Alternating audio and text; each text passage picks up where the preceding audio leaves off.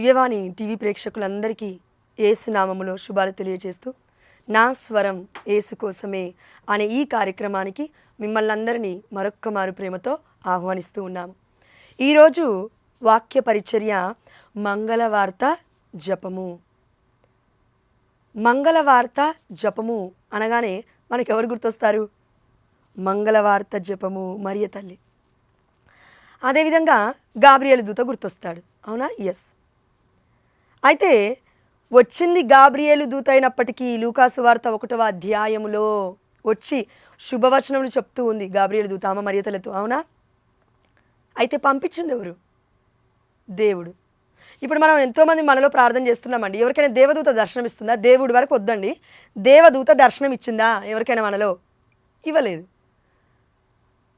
హృదయ శుద్ధి కలవారు ధన్యులు, వారు దేవుణ్ణి దర్శింతురు. మత్తయి సువార్త 5వ అధ్యాయం 8వ వచనం. అంటే మరియ తల్లి ఎంత పవిత్రమైన జీవితం జీవిస్తే పరలోక రాజ్యం నుండి దేవదూత దిగువచ్చి దర్శనమిస్తాడు. అంతేకాదు, దేవదూత జకర్యాతో ఎలా మాట్లాడుతుందంటే, నువ్వు విశ్వసించలేదు కాబట్టి నువ్వు మూగవాడి అయిపోతావు అనింది, అవునా? ఎస్. కానీ మరియ తల్లి ఇది ఎట్లా జరుగుతుంది అని ప్రశ్నించినప్పుడు మరియ తల్లిని మాట్లాడకుండా ఉండడానికి దేవదూత ఏం చేయలేదే. ఎందుకు చేయలేదంటారు? అక్కడ ఉన్న ఆ యొక్క సంభాషణ వారి మధ్యలో, జకర్యాకి దేవదూతకి మధ్యలో ఉన్న సంభాషణ వేరు ప్రియమైన బిడ్డ. మరియ తల్లికి అంటే దేవుడి తల్లికి దేవదూతకి మధ్యలో ఉన్న సంభాషణ వేరు. అప్పటికి మరియ తల్లి వయస్సు 12 నుండి 14 వయస్సు ఉంటుంది దేవదూత దర్శనమిచ్చిన సమయం. కానీ జకర్యా ఒక యాజకుడు, వృద్ధుడు, అంటే మేబీ 80 ఏండ్లకి పైబడిగా ఉన్నాడు. ఎన్నో రోజుల నుంచి దేవుడు అంటే తెలుసు, ఎన్నో సంవత్సరాల నుంచి ధర్మశాస్త్ర గ్రంథం అంటే ఏంటో తెలుసు, దేవుడి యొక్క వాక్యాన్ని చదువుతున్నాడు. కానీ మరియ తల్లి వయస్సు 12-14. చిన్న పిల్ల దగ్గరికి వచ్చి కరెక్ట్గా మాట్లాడుకుంటే ఈ రోజులలో, మరియమ్మ భయపడకుము, నీవు దేవుని అనుగ్రహాన్ని పొంది ఉన్నావు. చిన్న పిల్లతో మాట్లాడుతున్నట్లే మాట్లాడుతుంది దేవదూత. కానీ ఇక్కడ అమ్మ మరియ తల్లి చాలా పెద్దదే. ఎందుకు?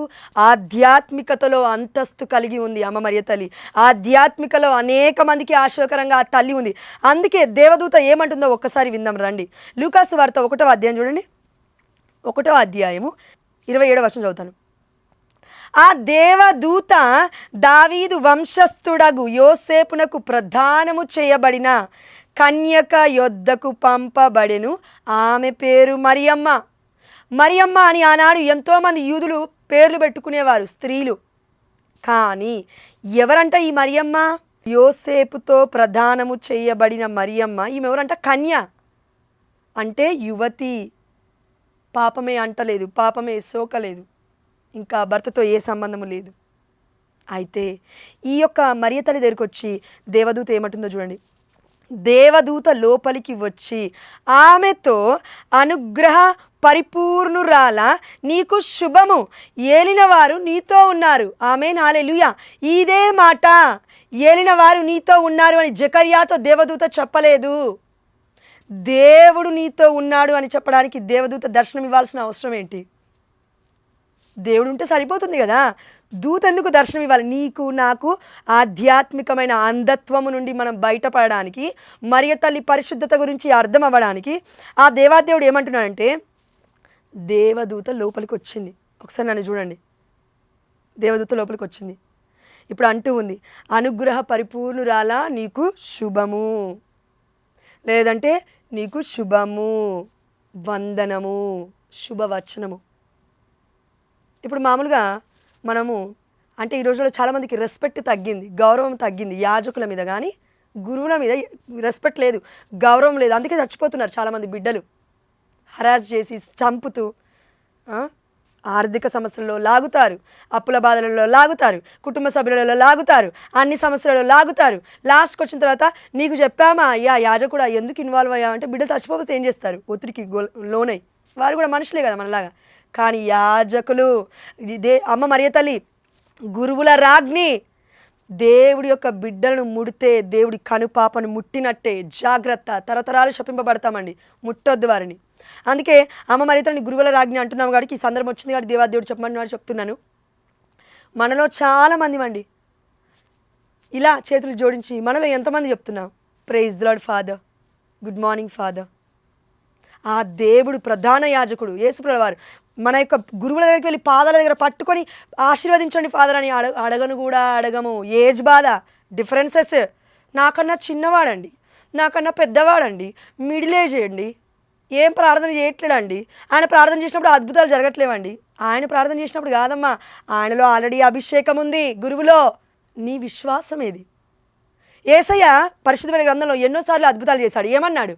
ఇదిగో వ్యభిచారపు స్త్రీతో అన్నాడు, నీ విశ్వాసము నిన్ను స్వస్థపరిచింది, ఇక మీదట నీవు పాపము చేయకుండా ఉండు అన్నాడు దేవుడు. అంతేగాని గురువు విశ్వాసం నిన్ను స్వస్థపరిచింది, నా విశ్వాసం నిన్ను స్వస్థపరిచింది, ఇంకోరి విశ్వాసము నిన్ను స్వస్థపరిచింది అనలేదు దేవుడు. గురువుని ఆధ్యాత్మికమైన కనులతో చూడు, దేవుడు కనబడతాడు. నిజంగా దేవుడు కనబడతాడు. చనిపోయిన మా థామస్ ఫాదర్ గారు మా చర్చ్లో 3 నెలలు పనిచేసినప్పుడు I have seen angel in him. ఆ దేవాదేవుడి యొక్క కృప చొప్పున ఆ రోజు పొద్దున దివ్యబలి పూజకు నేను నా భర్త వెళ్ళినప్పుడు, అయ్యా ఏంటయ్యా నాకు ఫాదర్లో దూత కనబడుతున్నాడని నేను మా ఆయనతో చెప్పాను. బండి మీద మేము రిటర్న్లో వస్తున్నప్పుడు దివ్యబలి పూజ అయిపోయింది. ఈవినింగ్ 5 అయింది, కాల్ వచ్చింది ఫాదర్ గారు చనిపోయారని. నేను పిచ్చి బట్టి చెప్పట్లేనండి ఇది, లేదంటే మీకేదో మోసపు మాటలు నేను చెప్పట్లేదు.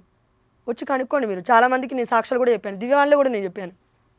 కాబట్టి ఒకటే, నువ్వు నేను చూసే చూపులో, నువ్వు నేను మాట్లాడే మాటలో, నువ్వు నేను చేసే పనులలో పవిత్రత ఎక్కడైనా కనబడుతుందా? ఎందుకంటే మనకి సొలొమోను జ్ఞాన గ్రంథం 6వ అధ్యాయం 10వ వచనం ఇలా సెలవిస్తుంది, పవిత్ర కార్యములను పవిత్రముగా నిర్వహించువారు పవిత్రులుగా గణింపబడతారు, లేదంటే అపవిత్రులే, లేదంటే సర్ప సంతానమే, లేదంటే అపరిశుద్ధులే, లేదంటే సాతాను బృందమే. ఎందుకంటే దర్శన గ్రంథం 12వ అధ్యాయంలో అక్కడ మరియతల్లి యొక్క సంతతి అనగా దేవదూతలకి, సాతాను యొక్క సంతతి అనగా ఆ యొక్క సాతాను బృందానికి యుద్ధము జరుగుతుంది. ఈ లోకంలో యుద్ధము జరుగుతుంది. ఎవరికి మధ్యలో? సాతాని బృందానికి. అదేవిధంగా దేవుడి బిడ్డలుగా జీవించడానికి, పవిత్రమైన జీవితాన్ని జీవించడానికి, రోజు వారు ఆ యొక్క శారీరకంగా చచ్చిపోయి ఆధ్యాత్మికంగా ఎదగడానికి వారి మధ్యలో యుద్ధము జరుగుతుంది. It's a battle between dum. ఇది ఒక వార్, ఇది ఒక యుద్ధం అండి. ఇది కనబడదు కంటికి. ఆధ్యాత్మికమైన యుద్ధము ఇప్పుడు ప్రపంచంలో దేశాల మధ్యలో జరుగుతున్నట్లుగా యుద్ధంలాగా కనబడదు, కానీ యుద్ధము జరుగుతుంది. నీ జీవితాన్ని కూలద్రోయడానికి సాతానుగాడు యుద్ధము చేస్తున్నాడు. నీ జీవితాన్ని లేపడానికి అమ్మ మరియతల్లి మధ్యస్థ ప్రార్థన యుద్ధము చేస్తుంది. మర్చిపోయావా? అందుకే మంగళవార్త ప్రార్థన, మంగళవార్త జపము అతి శక్తివంతమైనది. అవును, పరలోక ప్రార్థన ఉందండి బైబిల్లో. దేవాది దేవుడి దగ్గరికి, యేసుప్రభువు వారి దగ్గరికి వచ్చి శిష్యులు అంటూ ఉన్నారు, అయ్యా మాకు ప్రార్థన నేర్పించవా? ఎలా ప్రార్థన చేయాలి అంటే, పరలోకమందున్న మా తండ్రి, మా తండ్రి అంటున్నాడు దేవుడు. యేసయ్య నా తండ్రి అనలేదు, మన తండ్రి, తండ్రి యెహోవా అని అడగాలి. ఇలా ప్రార్థన చేయాలి మనం. దాని తర్వాత మనము మంగళవార్త జపము చెప్తూ ఉన్నాము. అవునా? ఎస్. అంటే ఆ మంగళవార్త జపం కూడా బైబిల్లో ఉందనే విషయం మనలో ఎంతమందికి తెలుసు? బైబిల్లో ఉంటే పాటిస్తాను. అవునా? ఎస్. నా మాటలు విని విడిచిపెట్టువాడు నా శిష్యును కానేనడు, కానీ నా మాటలు విని విశ్వసించి వాటిని పాటించువాడు, వాటిని చేకొని వాటి ప్రకారమే జీవించువాడు నా ప్రియమైన బిడ్డ అని దేవుడి యొక్క వాక్యం సెలవిస్తుంది యోహాను సువార్తలో. అందుకే ఆది యందు వాక్కు ఉండెను, ఆ వాక్కు దేవుడి యొద్ద ఉండెను, ఆ వాక్కు దేవుడు ఆయను, యేసుప్రభువు వారు అయ్యాను. అదేవిధంగా యోహాను 1:14 ఆ దేవుడు మన మధ్యలో మానవుడై నివసించాడు. అమ్మ మరియతల్లి తన గర్భము ద్వారా ఈ లోకానికి, ప్రపంచానికి ఒక దైవ స్వభావుని, అంటే దైవ రూపుని అందించింది. ఆ దేవుడి పేరే యేసయ్య. మంగళవార్త జపము ఎందులో ఉందంటే పరిశుద్ధమైన గ్రంథంలో ఉంది. మంగళం అనగా శుభవార్త, పరిశుద్ధమైన గ్రంథము అనగా మన కుటుంబాలను మార్చే వార్త, సువార్త. మనం మాట్లాడుతున్న మాటలకి బలం ఉండదు. మనం మాట్లాడుతున్న మాటలకి పిచ్చి పిచ్చి ఆలోచనలు జత చేసి ఆలోచిస్తూ ఉంటాము. మనం ఇష్టం వచ్చినట్లుగా మాట్లాడుతుంటాం కాబట్టి వేరే వాళ్ళ బ్రతుకులు కాలిపోతున్నాయి. ఒక్కొక్కసారి అంటే పరిశుద్ధమైన గ్రంథంలో ఉందండి, సామెతల గ్రంథం 18వ అధ్యాయం 21వ వచనం ఒకసారి ధ్యానిస్తే, జీవన్ మరణములు నీ నోట పెట్టాను, నీవు దాన్ని ఏ విధంగా ఉపయోగించుకుంటావో దాని ఫలితాన్ని బడుస్తావు. నువ్వు శాప మాటలు మాట్లాడుతున్నావా, దీవెనకర మాటలు మాట్లాడుతున్నావా? నిర్జీవపు మాటలు మాట్లాడుతున్నావా, జీవమునిచ్చే మాటలు మాట్లాడుతున్నావా? ఎందుకంటే ప్రార్థనలో ఫలితాన్ని నువ్వు చూడాలి, అవునా? పరలోక ప్రార్థనలో నువ్వు చేసినప్పుడు ఫలితాన్ని చూడాలి. ఆ దేవుడు నిన్ను నన్ను ఆశీర్వదించాలి. దేవుడు దీవిస్తున్నాడు, కానీ దీవెన పొందుకోలేకపోతున్నామంటే మన టంగ్, నోరు. ఈరోజు అద్భుతాల పునీత అంతోని వారి యొక్క రోజు, మంగళవారం, అవునా? ఎస్, పునీత అంతోని వారి యొక్క నాలుక ఇప్పటికీ సజీవంగా ఉంది. ఎందుకుంది? శాపవచనములు మాట్లాడలేదు బిడ్డ. సెయింట్, ఈజ్ ఎ పునీతుడు. తన ఒక గొప్ప సెయింట్ అండి, పునీతుడు అండి. ఎందుకయ్యాడు పునీతుడు? కన్నతల్లి అయిన కథోలిక శ్రీసభ 2000 సంవత్సరాల నుంచి కూడా మనకి తెలుస్తుందంటే 2000 సంవత్సరాలు గుర్తుపెట్టుకుంటారా ఎవరైనా? నువ్వు నేను చచ్చిపోతారని గుర్తుపెట్టుకుంటారా? నెక్స్ట్ డేనే మర్చిపోతారు. ఒకవేళ తాగుపోతూ తిరిగిపోతూ వ్యసనపరుడు అయితే బాగా చచ్చిపోయాడులే, ఈ యొక్క ఊరికున్న దరిద్రం పోయిందంటారు. అలా బ్రతకొద్దు బిడ్డ. నువ్వు నేను చచ్చిపోతే అనేకులు కదలాలి, దేవుడి యొక్క ఆత్మలో వర్ధిల్లాలి, అనేక మంది బిడ్డలు ఆ దేవాతి దేవుని తెలుసుకోవాలి మన ద్వారా. అంటే మనం చేయాల్సింది ఏంటంటే పరలోక ప్రార్థన, దాని తర్వాత మంగళవార్త ప్రార్థన. ఏంటండి ఏముంది అందులో మంగళవార్త ప్రార్థనలో? చూద్దామా? మంగళవార్త జపము. మనం ఒక మాట అంటాము, అని ఏదంటే అంటే బలమున్నది బలమున్నది యేసయ్యా యేసయ్యా బలమున్నది, నీ మాటకు బలమున్నది యేసయ్యా యేసయ్యా బలమున్నది. దేవుడి మాటకి బలముంది. దేవుడి మాటతో మనం మాట్లాడితే సాతాను మాట చచ్చిపోతుంది. అందుకే దేవుడి ఆత్మ అగ్నిని చూపిస్తుంది మనకి, పరిశుద్ధాత్మని చూపిస్తుంది మనకి. ఈ మాటలు మనం మాట్లాడితే నిజంగా నెరవేరుతాయి. అందుకే మంచి మాటలు మాట్లాడాలి. మన నోరుని ఆ దేవాదేవుడు ఇంకొక దాంతో కూడా పోలుస్తున్నాడు. నీ నోరు సమాధి వంటిది. సమాధి అంటే ఏముంటుందండి? సమాధిలో తెల్లగా ఉంటుంది, సమాధి బాగానే ఉంటుంది, బయటికి తెల్లగా బాగుంటుంది, కానీ లోపల చచ్చిపోయిన శవము, దుర్గంధపు వాసన, కుళ్ళిపోయిన శవం ఉంటుంది. మన నోరు కూడా అలా ఉండొద్దు. పరిశుద్ధమైన మాటలకి దూరంగా ఉంటే పవిత్ర కార్యములను పవిత్రముగా నిర్వహించువారు పవిత్రులుగా ఎంచబడతారు. అందుకే పునీతులయ్యారు చాలామంది పాపాత్ములు సైతము. మనము కూడా అలాంటి జీవితాన్ని జీవించాలంటే నా నోరు జాగ్రత్త.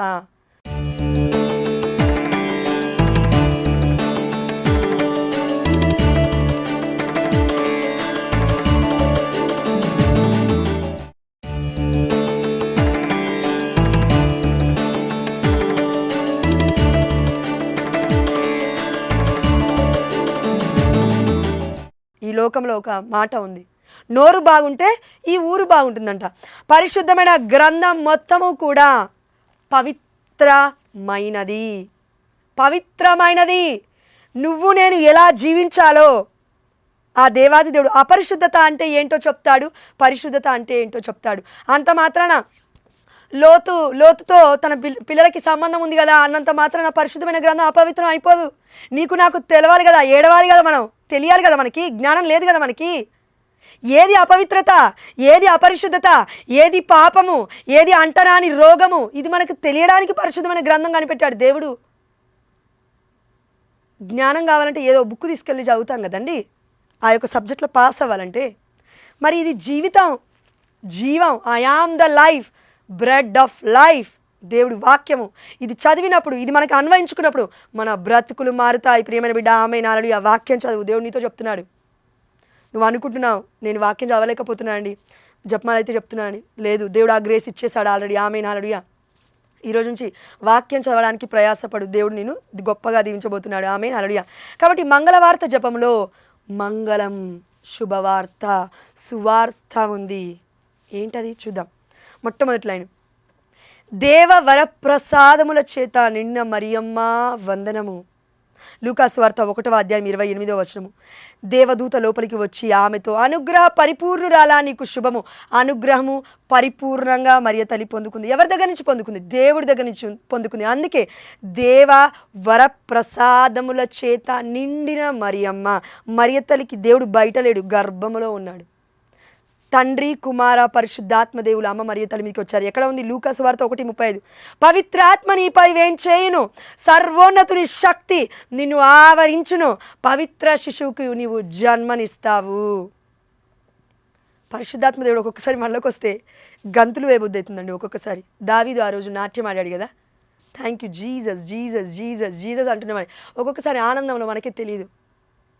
మరి మరియ తల్లి తండ్రిని కుమారుని పరిశుద్ధాత్మ దేవుని మోసుకుంది. ఇంకెలా ఉంటుంది తల్లి జీవితం? ఎంత ఆరోగ్యంగా ఉంటుంది, ఎంత ఆనందంగా ఉంటుంది. తనే మారిపోతుంది, మొత్తం మారిపోవడం కూడా కాదండి, అసలు అపవిత్రత చోటు లేదు అమ్మలో. అందుకే పవిత్రముగా ఆ తల్లి దగ్గరికి వచ్చి మనం ఎప్పుడైతే పాపాత్మమైన మనల్ని, మన జీవితాన్ని తల్లి పాదాలకు అర్పించుకొని దేవుడి యొక్క యేసునాథుని తిరు హృదయానికి, మరియ తల్లి నిష్కలంక మాత హృదయానికి మనం సమర్పించుకున్నప్పుడు మన బ్రతుకులు మారుతాయి. అయితే ఈ ప్రార్థనలో దేవ వరప్రసాదముల చేత నిండిన మరియమ్మ అనగా దేవుడి యొక్క అనుగ్రహాన్ని పరిపూర్ణంగా నింపుకున్న తల్లి అని అర్థము. ఇది లూకాసు వార్త 1:28 ఉంది. ఏలిన వారు నీతో ఉన్నారు. ప్రార్థన చేస్తున్నాం కదా, ఎస్.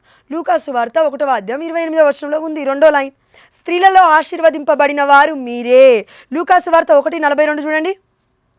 ఎలిజబెత్ అమ్మ ఎలుగెత్తి ఇట్లు పలికెను. ఎలుగెత్తి అనగా పెద్దగా చెప్తూ ఉంది. నీకు నాకు చెవులున్నా వినలేం మనం ఒక్కొక్కసారి. అందుకే దేవుడి యొక్క వాక్యం సెలవిస్తుంది. పరిశుద్ధాత్మ మాట ఏంటి అంటే, స్త్రీలందరిలో నీవు ఆశీర్వదింపబడిన దానవు. 3వ లైన్. 4వ లైన్ లూకాసు వార్త 1:42, నీ గర్భఫలము యేసు ఆశీర్వదింపబడిన వారు అగునే. ఇక్కడుంది, నీ గర్భఫలము ఆశీర్వదింపబడిను. నాతో పాటు వాక్యం చూడండి, బైబిల్ తెరిచి. దేవుడు బైబిల్ అనగా, వాక్యం అనగా సజీవమైనది, జీవమైనది. ఎందుకలా మూసిపెడుతున్నావు? తెరిచిపెట్టు, జ్ఞానానికి ప్రీతికరంగా ఉంటుంది. నీ నా ఇంటిలో ఉన్న నెగిటివ్ ఆలోచనలు, నీ నా ఒంటిలో ఉన్న నెగిటివ్ ఆలోచనలు, లస్ట్ఫుల్ థాట్స్, వ్యభిచారపు వ్యామోహపు తలంపులు పోవాలంటే ఏదేదో చేస్తే పోవు. నల్ల దారాలు, ఆ యొక్క నల్ల బొట్టు, ఇంకేదేదో పెట్టుకుంటే పోవమ్మా. వేరే వాళ్ళ దగ్గరికి ఆ యొక్క మంత్రగాల దగ్గరికి పోతే పోవమ్మా. ఆ శక్తులు ఏం చేయలేదు, అవి కూడా నరక శక్తులే, అవి కూడా సాతాను శక్తులే. ఇంకో సాతాను శక్తి ఉన్నది నీ ఇంట్లో, మళ్ళీ బయటికి వెళ్ళి తెచ్చుకొని ఇంకో నరక శక్తిని పెట్టావు. ఇంకా నీ నా జీవితం బీభత్సంగా ఉంటుంది, ఘోరంగా. అప్పుడు ఏం చేస్తావు? ఏం చేయలేవు. వాక్యం ఉపయోగించు. వాక్యం తెరిచిపెట్టి బైబిల్ని పరిశుద్ధంగా దేవుని ఆనర్ చేయి, ఆరాధించు. ఆనాడు పాత నిబంధనలో మనం చూసుకుంటే, ఈవెన్ మన కనతలైన కథోలిక శ్రీసభలో దివ్య బలి పూజలో ఒక్కొక్కసారి బైబిల్ని ఎత్తిపట్టి ఫాదర్ అంటారు, ఇది దేవుడి యొక్క వాక్కు అని. అవునా? ఎస్, మనందరం సమాధానం చెప్తాం. అదేవిధంగా దివ్య బలి పూజలో, నడి పూజలో హోమ్లీకి ముందు దేవుడి యొక్క వాక్యాన్ని ఇలా స్టేజ్ దగ్గరికి వచ్చి మాట్లాడే ముందు యేసు ప్రభువారే వచ్చి మాట్లాడుతున్నారు. సువార్త అనగా 4 పుస్తకాలు, మత్తయి, మార్కు, లూకా, జాన్, యోహాను. ఇవి మాట్లాడుతున్నప్పుడు వారు ఎందుకు సాంబ్రాణి ఆ యొక్క ధూపమేస్తూ దివ్యమైన బలిపీఠం చుట్టూ తిరుగుతూ అంత హానర్ ఎందుకు చేస్తారు? బైబిల్కి దేవుడు కాబట్టి, దేవుడి వాక్యము కాబట్టి. ఇది నీ నా జీవితాన్ని 2000 సంవత్సరాలు అయినప్పటికీ, యేసుప్రభువారు పుట్టి చనిపోయినప్పటికీ కూడా ఇప్పటికీ కూడా ఇట్స్ స్టిల్ అలైవ్. ఇప్పటికీ కూడా బ్రతికే ఉంది. దేవుడు బ్రతికున్నాడు కాబట్టి వాక్యం ఇప్పటికీ కూడా బ్రతికే ఉంది.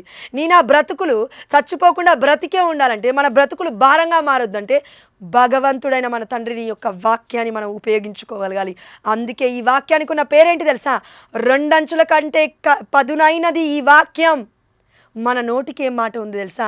ఇది కత్తి వంటిది. ఒకరిని చంపుతుంది, ఒకరిని నాశనం చేస్తుంది, ఒకరిని కాల్చేస్తుంది. ఒక్క అగ్గిపుల్ల చాలు అడవిని రాజేయడానికి, కాల్చివేయడానికి. ఒక్క అగ్గిపుల్ల. నీ నా నాలుక చాలు మన యొక్క ఊరిలో ఉన్న ప్రతి ఒక్క బిడ్డ ఒక ఏమంటారండి, గడప దగ్గరికి వెళ్ళి ఒక్క మాట అంటావు, వారి యొక్క జీవితాలు మొత్తం సర్వనాశనం. ఇదిగో డివర్స్ వరకు, విడాకుల వరకు వెళ్తున్నావు నువ్వు నేను చేసిన పనులకి. కాబట్టి ప్రియమైన దేవుడు బిడ్డలారా, మన నోటి మాటలు మంగళవార్త చెప్పాలి, కానీ అమంగళమైన మాటలు మాట్లాడకూడదు. అందుకే చూడండి, మనం ఇప్పుడు ఏమేమి చూసాం? మొదటిది లూకా 1:28, లూకా 1:28, 2 వచనాలు అయిపోయాయి, 4 వచనాలు అయిపోయాయి. నెక్స్ట్ పారాగ్రాఫ్లో మనం ఏం చెప్తాం సమాధానం అంటే, పరిశుద్ధ మరియమ్మ సర్వేశ్వరుని యొక్క మాత. లూకా సువార్త 1:43 చూడండి. నా ప్రభువు తల్లి నా యొద్దకు వచ్చుటకు నాకు ఎలాగు ప్రాప్తించును. ఇక్కడ ఏమన్నావు? పరిశుద్ధ మరియమ్మ. దేవుడు పరిశుద్ధుడా? అవును. మరి దేవుణ్ణి మోయాల్సిన గర్భము పరిశుద్ధంగా ఉంటుందా? ఉంటుంది. ఆ తల్లి పరిశుద్ధురాలా? ఎస్. కథోలిక శ్రీసభ చరిత్ర చెప్తుంది ఇది. దేవుడు అన్నాడు, నేను తప్ప నీకు వేరే ఇలవేల్పు లేడు. ఎవరిని ఆరాధిస్తావో నిర్ణయించుకో. నీ నా అనారోగ్యానికి కారణం, నీ నా అప్పుల బాధలకి కారణం, నీ నా అస్వస్థతకి కారణం, నీ నా ఆ యొక్క జీవితం అటు ఇటు అస్తవ్యస్తంగా ఉంది, దానికి కారణము నీ నా పనులే. కరెక్ట్గా ఆలోచించరాదు? పరలోక ప్రార్థన చేస్తున్నావు, మంగళవార్త జపం చెప్తున్నావు, అవి విశ్వసించావు, కానీ తప్పట్లు కొట్టుకుంటూ మాట్లాడితే మాత్రం నీకు కావాలి. కాబట్టి ఇదిగో నెక్స్ట్ పారాగ్రాఫ్లో పరిశుద్ధ మరియమ్మ సర్వేశ్వరుని యొక్క మాత, పరిశుద్ధురాలు అమ్మ మరియ తల్లి. అందుకే దేవుడు అమ్మని ఎన్నుకున్నాడు.